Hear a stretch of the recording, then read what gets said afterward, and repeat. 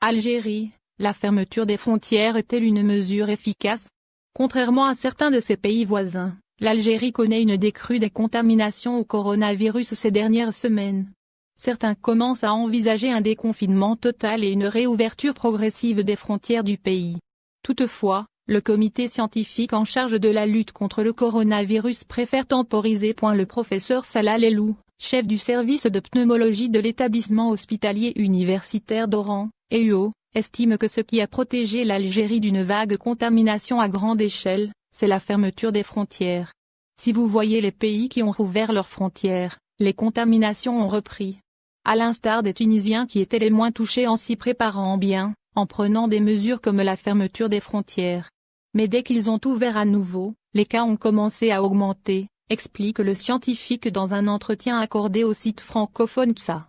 Et d'ajouter, en ce qui nous concerne, heureusement que les frontières de l'Algérie sont toujours fermées et les ressortissants rapatriés ont été bien pris en charge.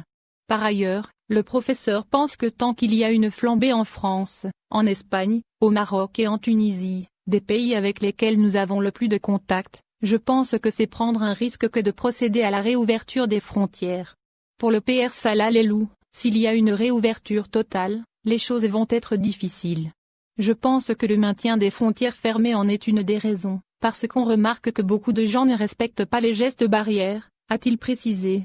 Les autorités algériennes, elles, sont radicales, la réouverture des frontières de l'Algérie est catégoriquement écartée. Le ministre algérien de la Santé, Abderrahmane Ben Bouzid, a expliqué, la semaine dernière, que l'État préférait miser sur la prudence. Il souligne qu'on ne peut pas se permettre de rouvrir l'espace aérien, car si l'Algérie rouvre les frontières, un grand nombre de personnes va rentrer, et la pandémie risque de se propager encore.